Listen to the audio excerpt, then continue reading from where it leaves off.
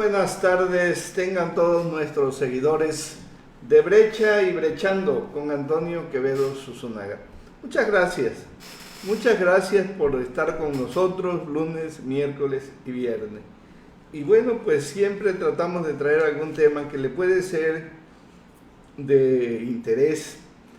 En esta ocasión, dado los estragos que ha provocado la pandemia, sobre pues un cambio radical del orden de todos los seres humanos a nivel mundial, donde las estructuras pues quedaron rebasadas, donde las escuelas totalmente fueron parte de una transformación, las escuelas, las universidades, y porque se generó una nueva relación en el seno de los hogares, una nueva forma de relación de esas amistades que se traían o que normalmente se iban a los cafés o en grupos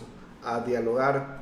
En fin, todo eso generó un cambio radical que plantea en estos momentos una necesidad de un humanismo diferente. Y para tocar ese tema, pues he invitado al más indicado, al especialista, que es el doctor Pilar Guzmán Taboada, doctor en una carrera humanística de la Universidad Nexum de México. Pilar, qué gusto tenerte aquí con nosotros. Muchas gracias Antonio Quevedo. Gracias y a todas las personas que te siguen en tu programa Brechando. Con mucho gusto estoy ahí contigo y refrescando pues también la amistad que nos une de hace muchos años también. Sí, formalmente soy representante legal de la Universidad Nexum de México y ahí estudié precisamente uno de la oferta educativa que presenta la maestría y el doctorado en psicoterapia humanista. Sí, la Universidad Nexum de México hace esfuerzos por ratificar el enfoque más importante del humano, el enfoque humanista en las diferentes expresiones. Y bien lo dices, o sea, ahorita que está no en boga, sino que está como una necesidad expresada para la supervivencia y para el desarrollo humano, pues conocer más sobre la persona, sobre el humanismo. He de decirte que con tanta historia que tiene la humanidad, Carlos Díaz, que es un filósofo y pedagogo nuestro, doctor en filosofía, doctor en pedagogía y doctor en derecho y en psicoterapia, él dice que no basta un canon teórico para explicar la condición humana. Es muy fuerte lo que dice. Dice, no basta un canon teórico para explicar la condición humana porque ni siquiera hay teoría. No hay teoría para explicar la condición humana. Dice, solo hay proyectos de teoría. Y es tan fuerte, y además que lo diga un doctor en pedagogía, un doctor en filosofía, y en la máxima expresión en el mundo actualmente de lo que se llama el personalismo comunitario, pues le da sentido, pero además está diciendo que toda la historia de la humanidad que ha estudiado precisamente su propio enfoque, su propio destino, su propia razón de ser, es solamente un proyecto de teoría. Entonces, prácticamente estamos en pañales para ver el humanismo como una ciencia. La ciencia cada vez se relativiza, cada vez avanza más en los saberes, de tal manera se aproxima a la verdad, jamás será la verdad absoluta, porque en todas las ramas del conocimiento hay aproximaciones a la verdad, y ningún conocimiento de ninguna arte, de ninguna ciencia, sobre todo de una ciencia, tiene los saberes absolutos. Entonces, es fuerte lo que dice Carlos Díaz. Entonces, no hay teoría, son proyectos de teoría. Entonces, está generando toda una revolución, y más ahora, donde el foco fundamental del conocimiento humano es la persona humana, la persona en relación. Y él también, Carlos Díaz, lo dice muy claro. El propósito, el más grande logro del conocimiento humano es el aspecto fundamental del hombre en relación con otro para transformarse en persona, para transformarse en hombre. Y él lo dice más bien dicho, lo dice, para transformarse en la persona que ha de llegar a ser. Y la persona que se ha de llegar a ser es un proceso inacabado. Oye, por ahí escuché dice, para dar la mejor versión de mí, de mío, para dar mi mejor versión. Fíjate que el humanismo pues, tiene 2500 años, es un tema de 2500 años. Pero sí, hay un dato que recuerdo, el movimiento intelectual que se desarrolló durante el Renacimiento en el siglo XV se caracterizó precisamente por revalorizar la revalorización de la dignidad del hombre. Y la dignidad. Sí, la dignidad del hombre en el Renacimiento, y enlaza con la cultura de la antigüedad clásica. El humanismo es el aspecto filosófico y literario del Renacimiento. El Renacimiento tiene por característica universal el renacer. Quiere decir que es el reestructurar precisamente el aspecto de la dignidad humana, de las artes y de todo lo que se está relacionado con el ser humano, ¿no? Pero ahorita tocaste un tema muy interesante. El humanismo es un concepto que se reincorpora con mucha fuerza. Ahora, a raíz de la pandemia del coronavirus, donde nos encerró a millones de seres humanos, nos hizo convivir por las buenas o por las malas, pero en el mismo lugar, donde nos salieron todas las virtudes y todos los bichos raros que traemos dentro. Y allí hubo esa confrontación, pero también esos reconocimientos. Ese es el primer paso después de la pandemia. Después vimos que nos tuvimos que comunicar hacia afuera a través de los cables, a través de las pantallas, a través de las redes. Y así estamos. Pero ya ahorita estamos hablando de que esa enseñanza que se da en las universidades del humanismo nos obliga a que trasciendan esos muros precisamente.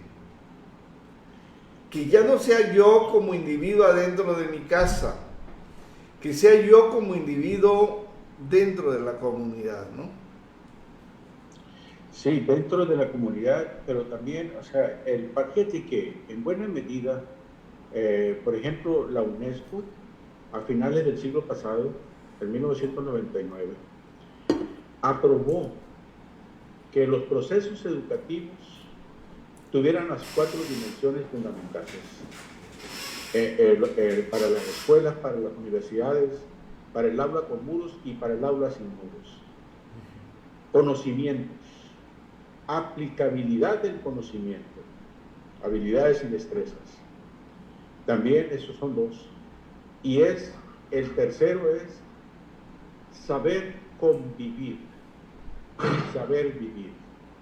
Estos 4 pilares son los que hacen la parte más importante de los procesos educativos, más bien deben de tener todos los procesos educativos. Y en México hay buenas noticias, por decirlo de algún modo, porque la nueva ley de educación que se promulgó en septiembre del 19, hace 2 años, la ley de educación superior, orienta de manera textual y explícita que los procesos humanos deben integrarse precisamente que sea la educación de modo integral. En este momento que se está dando una revolución necesaria por lo que estamos viviendo en la pandemia, ya no únicamente las universidades, que es el lugar donde se da la capacitación máxima para que el ser humano se incorpore a los procesos productivos, ya no es el conocimiento, o sea, todo es conocimiento y aplicación del conocimiento. Conocimiento y tecnología para aplicarlo. Más del 95% de los planes y programas de estudio de nuestro país en las universidades van orientados a eso. Se orientan a 2 pilares, saberes y aplicación de los saberes. Y solo el 5% de las universidades o de los planes y programas de estudio que hay en el país tienen las 4 variables, el saber vivir y el saber convivir. Y en Universidad Nexus de México, toda su oferta educativa, desde que nació hace 19 años, va orientada a los acuerdos de la UNESCO. O sea, es conocimientos, habilidades y destrezas para aplicar el conocimiento, saber vivir y saber convivir. Y ahora, por ejemplo, hay una teoría que se llama teoría tridimensional de la conducta y habla sobre las relaciones interpersonales, habla sobre el saber vivir. En todo núcleo humano, sobre todo ahora sí, el que está en el seno de la familia, el que está en el seno del hogar, el que está en el lugar en que estamos haciendo la vida, hay 3 variables fundamentales que hay que tomar en cuenta y hay que saberlas, sobre todo. Y ahora se está orientando a ese conocimiento, repito, en esta nueva oferta educativa para que la educación sea integral. Esta teoría dice que en las relaciones interpersonales debe haber inclusión. Es que todos los que conforman un grupo se sientan incluidos. Carlos Díaz lo dice de una manera extraordinaria. Miguel Jarquín también, que va a ser uno de tus maestros, y Carlos Díaz en el doctorado. Miguel Jarquín dice esto, lo sintetiza con una expresión: ver el rostro del otro, ver la cara del otro, o sea, ver a la persona con la que estás conviviendo de manera completa, de manera integral, como una persona legítima en la convivencia. Eso es inclusión, pero además afecto. El afecto como esa parte intrínseca del humano, que es la expresión del cariño, la expresión del amor, la expresión de la emoción en la interacción con el otro. Y ahora sí, parafraseando Foucault, dice que donde hay más de uno hay aspectos de poder, hay lucha de poder. Y en esta teoría tridimensional de la conducta viene la otra variable, el poder, el control. Son aspectos que interactúan de manera dialéctica, de manera constante en toda relación interpersonal. La inclusión, ver el rostro del otro, respetar al otro como una legítima persona en la convivencia. Las relaciones de poder, porque siempre habrá alguien que puntúe los hechos en esta situación de la familia, en esta situación de la convivencia entre los muros que la pandemia ha hecho, y la expresión del afecto. Son esta teoría tridimensional de la personalidad lo que va haciendo lo humano en la interacción con el otro humano, en la convivencia. Pero además, en cada una de estas 3 variables está lo que yo necesito de afecto, lo que yo necesito también en mi propia condición humana de permitir que se me controle, por decirlo de algún modo. Y también la necesidad que yo tengo de sentirme incluido en cualquiera de las facetas de los roles que desempeñamos donde estamos en estas cuatro paredes, que puede ser el hogar, que puede ser el trabajo. Entonces se interactúa en red. ¿Qué es lo que tanto yo necesito para mi persona? La expresión de afecto, para sentirme incluido, pero también cuál es mi necesidad natural de expresar mis afectos con el otro. Porque es del humano sentirse tocado, pero también tocar al otro. Entonces, en esa teoría tridimensional de la conducta, es un ejemplo nada más de que hay una teoría muy vasta, científica, que explica muy bien el saber vivir y el saber convivir. Ahora, si le agregamos aspectos importantes que las teorías humanistas en psicología han estado incorporando, por ejemplo, la fe. Solo la fe existe en el ser humano.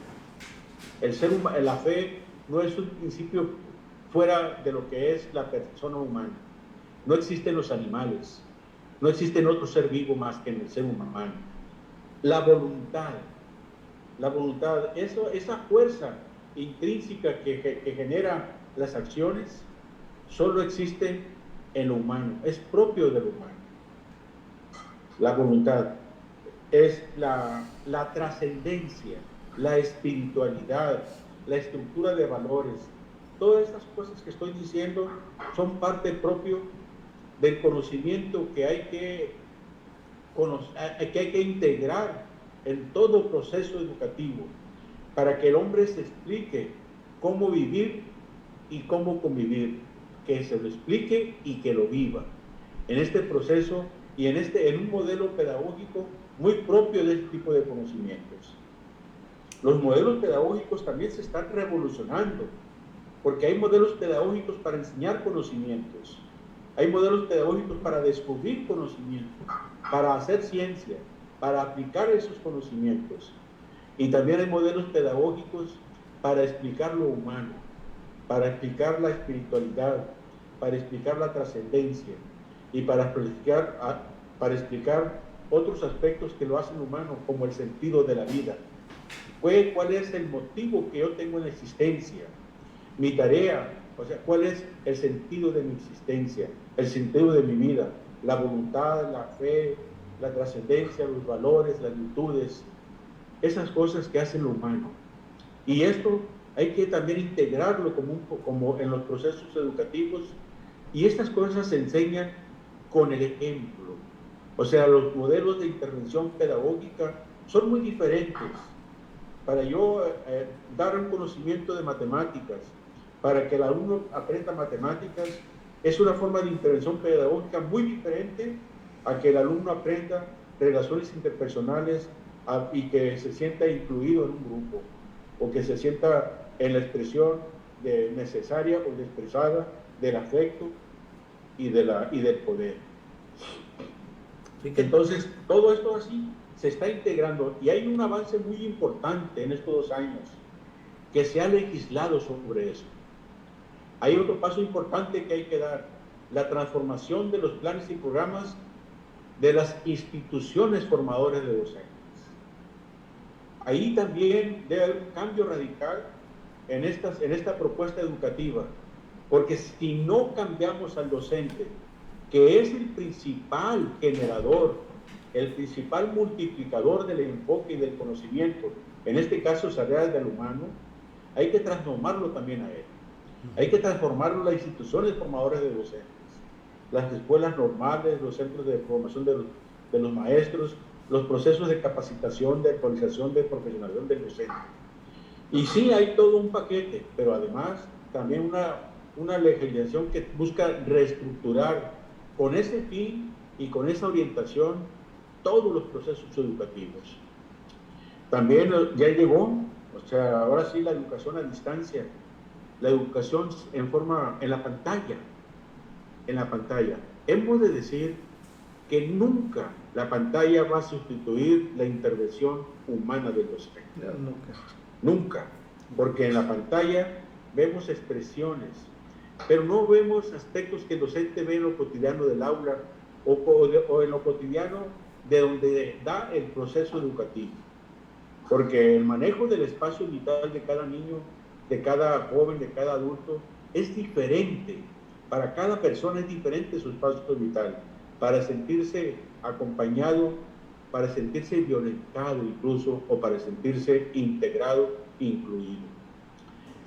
Ahorita precisamente hay una revolución, y eso es muy importante. No únicamente la necesidad es extraordinaria de lo que nos... La pandemia fue un catalizador que aceleró los procesos de transformación, en este caso del proceso educativo. ¿Sí? Entonces repito, hay toda una discusión, y hay acuerdos, y hay conformaciones de nuevas entes burocráticos.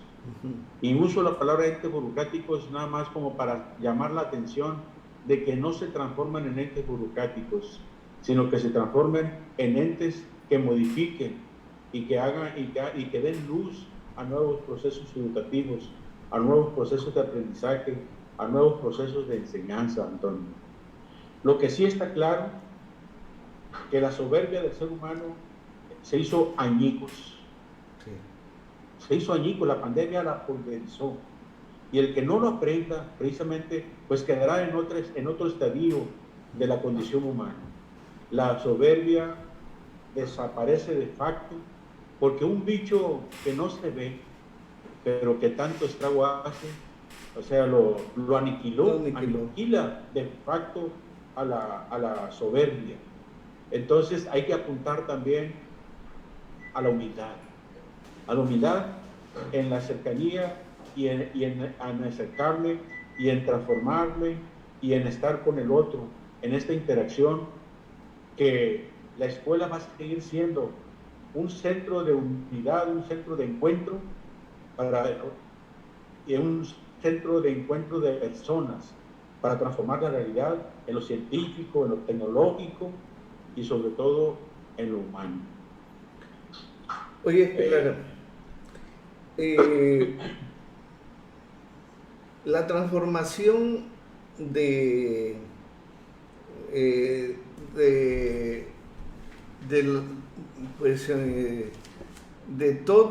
toda comunidad, de todo lugar, pues empieza por el ser humano. Si nosotros... Es el centro, debe de ser el centro. El centro. Es y debe de ser el centro. Oye, tú me hablaste en una ocasión de un estudio que hizo de Codecin. Sí. Para ver cuáles eran las mejores escuelas que hay aquí en Sinaloa. Me mencionaste dos de Ahome, una de Culiacán y una de Mazatlán. Una de Guasave. Y una de Guasave. Dieron a conocer en los periódicos de la localidad. Precisamente estuve hoy en Codecin casualmente, y me van a enviar el estudio completo, porque ellos fueron los que lo coordinaron. Fue una investigación de campo al margen de la política educativa del Estado, hay que decirlo, al margen de la Secretaría de Educación Pública, donde evaluaron varias variables que para el criterio de Codecin iban a definir los mejores planteles educativos de educación básica pública, primarias y secundarias. ¿Qué midieron ellos con sus investigaciones? Qué bueno que tocas porque este es un trabajo extraordinario, que al margen de CEPIC, al margen de las universidades, también lo estoy diciendo, porque es Codecin, una institución staff que genera opiniones para el desarrollo de Sinaloa, pues en todos los campos del desarrollo económico, político, social, pues psicológico, antropológico, etc. Es el impacto que tiene la escuela en la sociedad, en esa comunidad social en que está enclavada. ¿Qué impacto tiene la escuela? ¿Qué relación tienen los padres de familia de esa escuela con las autoridades educativas y con los docentes? ¿Qué relación tienen los docentes con sus niños? en el proceso de enseñanza y en el proceso de aprendizaje. ¿Qué relación tienen las autoridades educativas, el director, el subdirector, los asesores técnicos pedagógicos y los supervisores con la comunidad de padres de familia, con los estudiantes, con los docentes, con las autoridades educativas y en la comunidad en que está insertada esa escuela? Es asombroso. 2 escuelas de Mochis, una escuela de Guasave, una escuela de Culiacán y una escuela de Mazatlán fueron las mejores 5 escuelas evaluadas. Extraordinario. En ese momento, en Sinaloa habíamos 19 instituciones que ofertábamos programas de maestría y de doctorado en educación. Lo que te voy a decir es mucha honra para nosotros y también, pues, en esta honra también implica el compromiso para tomarlo. Las 2 escuelas de los Mochis, el 100% de los docentes de esas 2 escuelas elegidas son egresados nuestros, incluyendo los directores, los supervisores, los asesores académicos y el jefe de sector. Extraordinario. En Guasave, más del 80% de los docentes de la escuela elegida en Guasave, egresados en aquella época del Instituto Humanista de Sinaloa, hoy Universidad Nexon de México. Lo mismo en Culiacán. Los docentes, excepto el director de la escuela, pero los docentes que viven el proceso educativo, egresados los nuestros, más de 8 de los 10 docentes. Y la otra sorpresa fue en Mazatlán.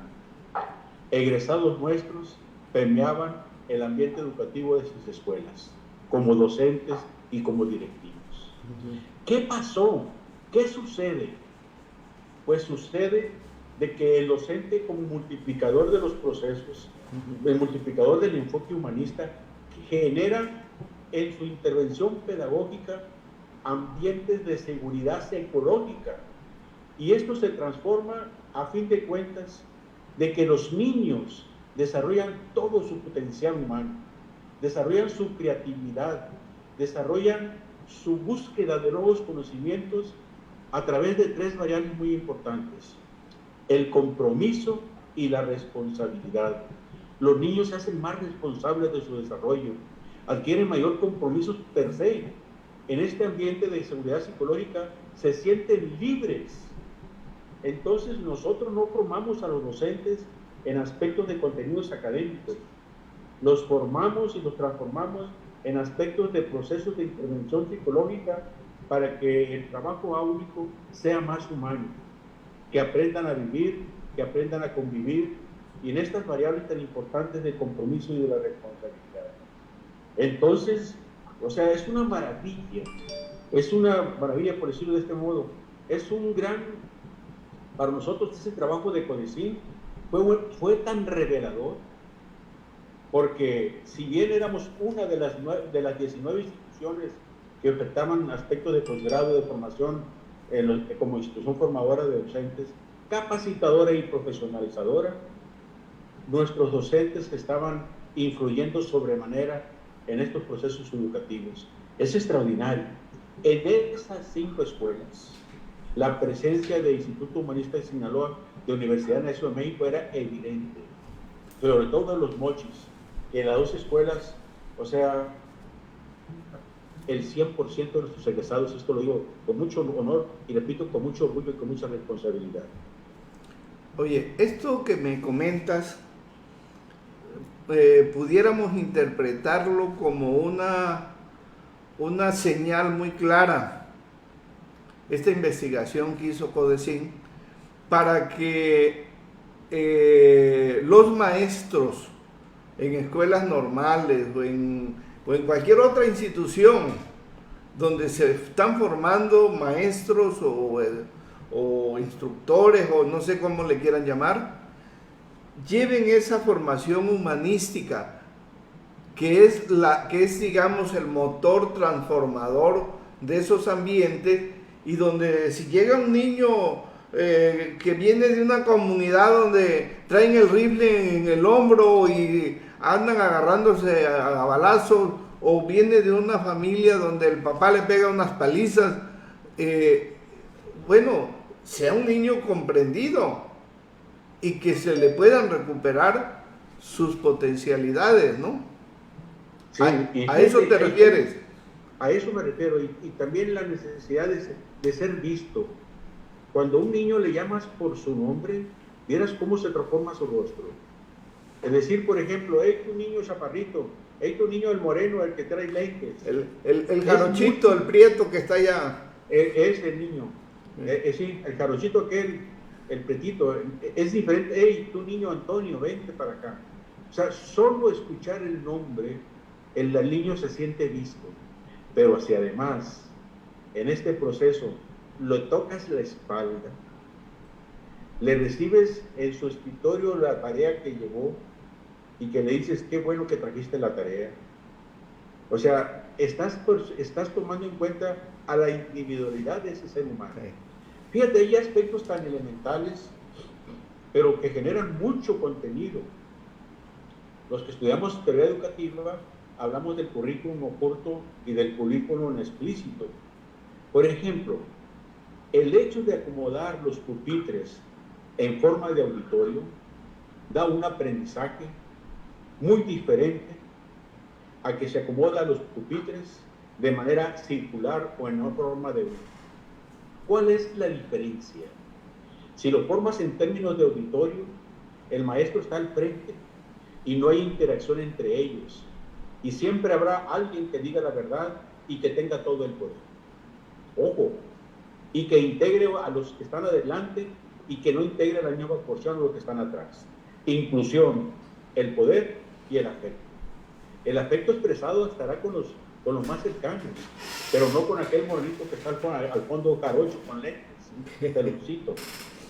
Entonces, si lo pones en forma de U o de herradura y el maestro se sienta de manera horizontal, ¿qué sucede? El niño ve el rostro de los demás niños, se siente integrado en el grupo, pero además el poder está compartido, porque el maestro ya no está de pie, ya no es el jefe, sino que está en el círculo donde yo también estoy interactuando. Mira, solo ese movimiento de la distribución áulica en un proceso educativo cambia totalmente la forma de pensar y la forma de concebir la vida. Porque en círculo o en U hay inclusión, hay igualdad en el afecto, hay igualdad en la participación. Y ahora, si respetas cada participación como una persona legítima y respetable en el grupo, se transforma totalmente.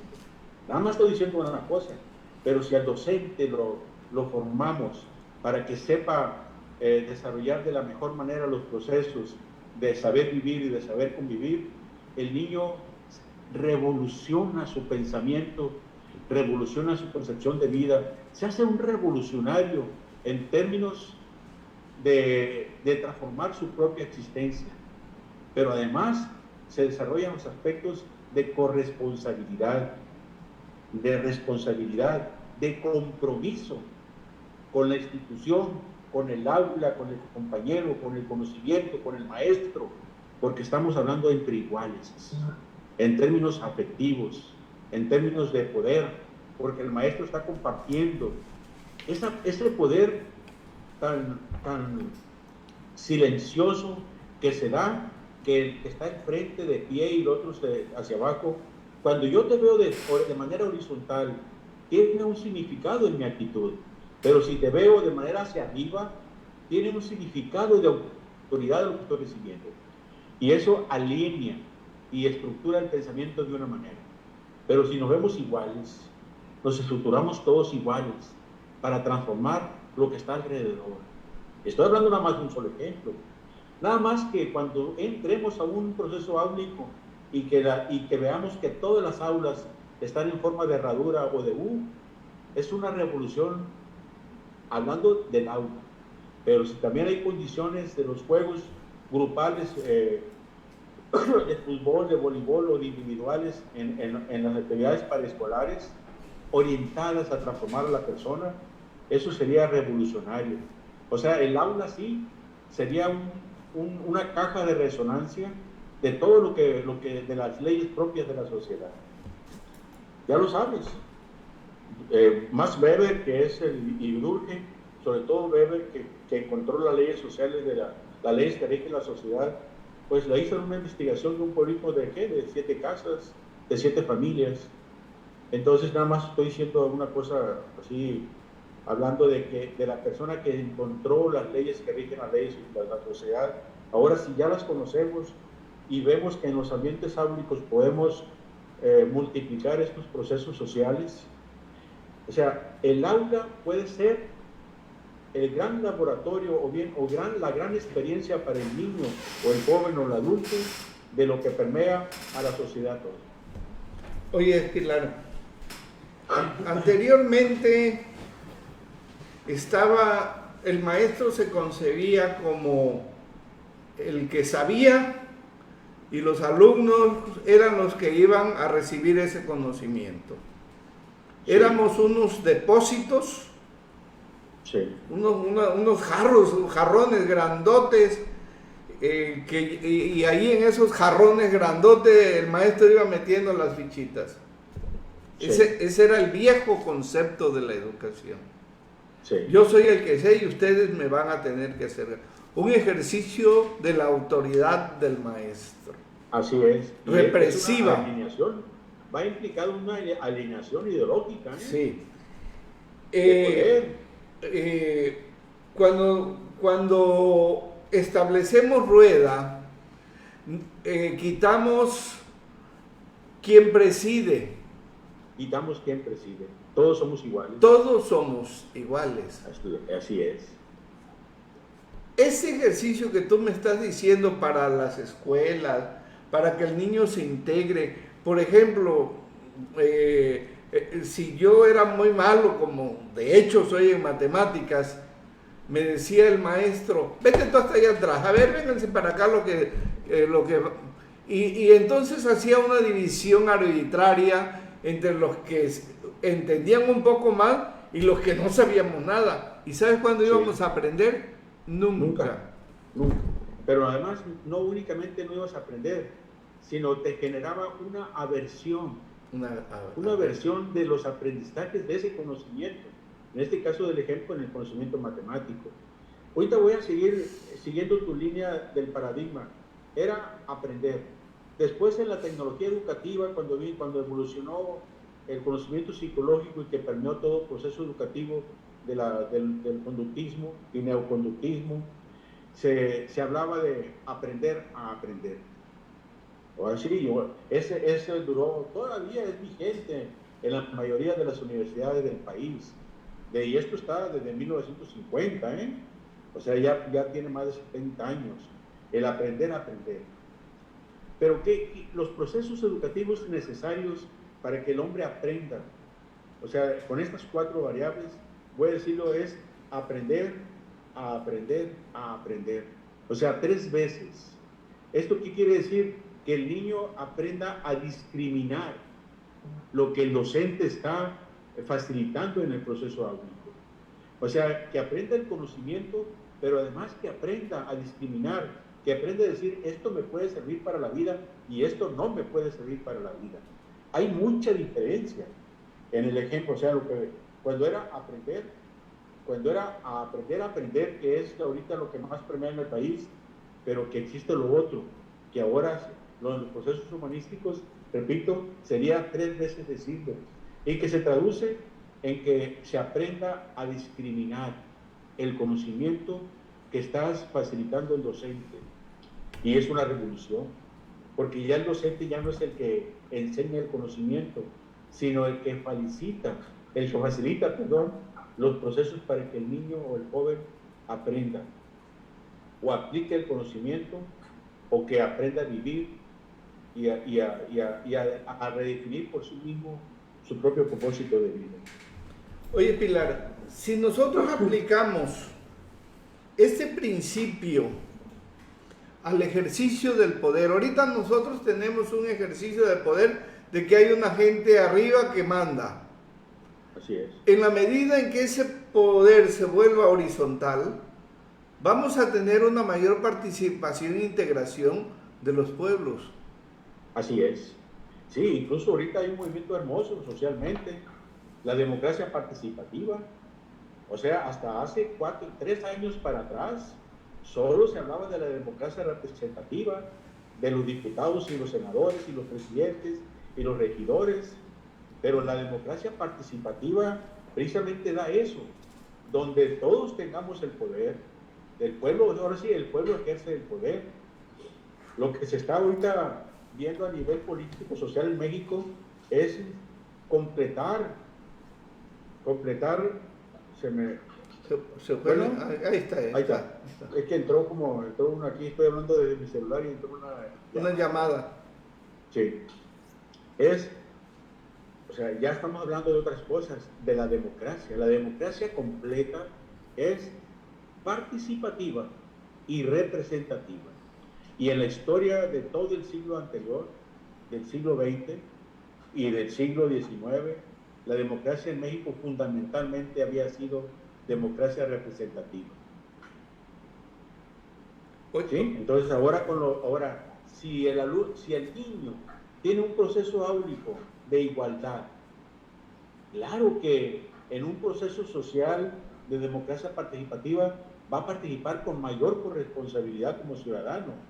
O sea, integrar en el proceso áulico la transformación de la persona con esas dos aristas, que es saber vivir y convivir, es una revolución para el pensamiento humano y es una revolución para las leyes propias en las cuales estamos viviendo sociales. Porque, ¿qué pasa ahora?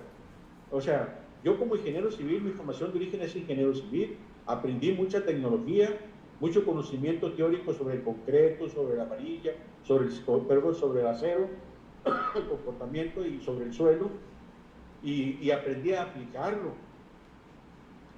Y una obra, cuando se construye, el 20% del rol del ingeniero es conocimientos técnicos y teóricos, y el 80% del proceso constructivo es relaciones interpersonales. O sea, saber vivir y saber convivir. Entonces, tenemos una formación nosotros trunca. Sí aprendimos mucho de tecnología, mucho del concreto, del acero, del suelo, pero aprendimos poco o nada de lo que es vivir y convivir, que es el mayor ente de todo el proceso constructivo. En el campo, hablando propiamente de la ingeniería, que es el campo en el cual yo me formé. Aprendiste a hacer casas, pero no entendiste quiénes iban a ocupar esas casas.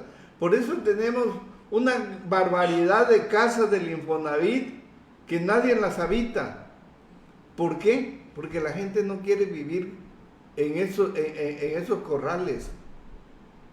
Lo dicen muy bien, o sea, la habitabilidad es el concepto formal. La habitabilidad es un conocimiento que ni existe en los diseños de las casas habitación, y es lo que hace posible que la persona esté en condiciones propias de realizarse como persona. Vamos. Oye, quiero vivir en un espacio, pues déjame construirlo a mi gusto y a mi modo y a mis necesidades. Y tú que estás construyendo debes entenderme. Así es. Y debes ayudarme a hacer eso que yo tengo aquí en mi mente. Antes de empezar tú a poner las varillas, No, espérame tantito. Entiéndeme primero a mí y luego construyes. Y lo tenemos aquí muy claro, por ejemplo, lo tenemos muy claro aquí. ¿Qué está pasando ahorita en las ciudades? O sea, condiciones de que haya lugares para caminar y lugares para el ciclismo. O sea, ¿para qué fueron las carreteras, los caminos? Voy a cambiar de un espacio porque están llegando mis nietos. O sea, ¿qué pasa? ¿Qué pasa? Se hicieron las carreteras y las calles para que el automóvil Se congeló la imagen. Sí. Comenta que la persona, perdón, bueno. Sí, sí, bueno. Bueno, Pues, sí. sí Te oigo medio cortado. Sí, creo que te mandaron al patio. Pues ahí, mira. Ellos mandaron al patio de los nietos. Estaba en la sala justo cuando llegan mis nietos de la vida. Aplica tú ahí la integración de la que estamos hablando. Oye, Pilar, bueno, yo creo que hemos redondeado el tema. Oye, hemos redondeado este tema. Hemos redondeado este tema. Me parece muy interesante. Y ojalá Rubén Rocha Moya y todos aquellos que están en el ámbito del ejercicio del poder retomen esos conceptos donde el ser humano sea la parte más importante de la que tú hablas, de que sea el ser humano, no las condiciones ni materiales, no, es el ser humano como ser humano para que tenga ambientes auténticos para su desarrollo. Y la verdad es que, pues creo que es una reflexión que haces y que deberían hacerla en todas las escuelas, jardines de niños, primaria, secundaria, prepa y también en los senos familiares. Pues Pilar, sí, la verdad que me da mucho gusto que hayas aceptado esta invitación. Y a mí me da mucho gusto también estar contigo y con las personas que nos están siguiendo. Sí, ya no se te escuchó.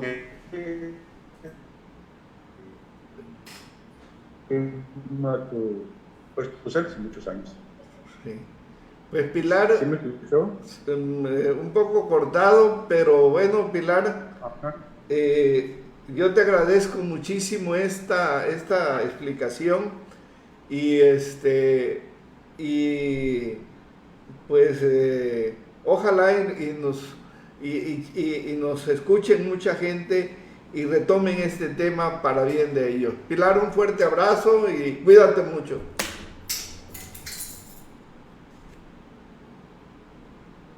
Muchas gracias, muy buenas tardes y muchas gracias, Antonio. Hasta pronto. Hasta pronto. Por la invitación. Muy honrado. Hasta pronto.